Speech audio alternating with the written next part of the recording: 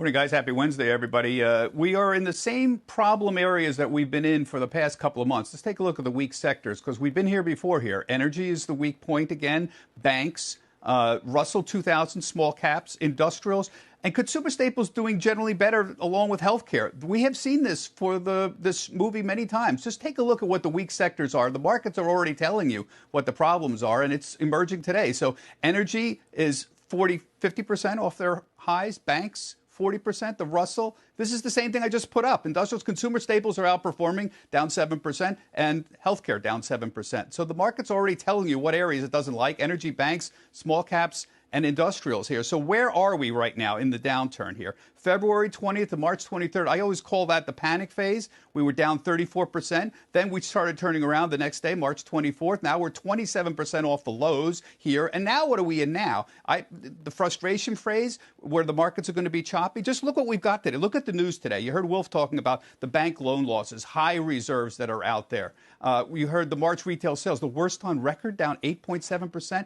18-year lows on oil. Does this sound like great news for you? And even the next month or two? There's a reason the markets are down today. So just bear in mind, this is that frustration phrase.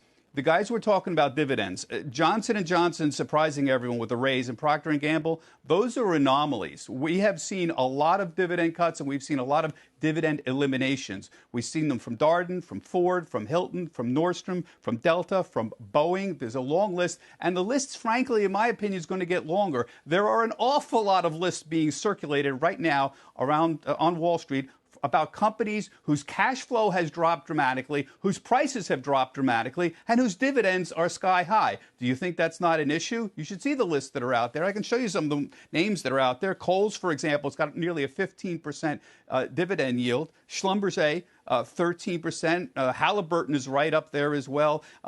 Ethan Allen, many of the retailers are up there. Hotel companies like Host Hotels are up. Airlines are smaller, but still elevated a little bit. You'll notice something about this. It tends to fall into a particular group. It's not across the board. So it's retailers, energy, hotels, and airlines. Guys, they're talking about roughly a 10% decline in dividends right now for the year, but again, concentrated in particular sectors.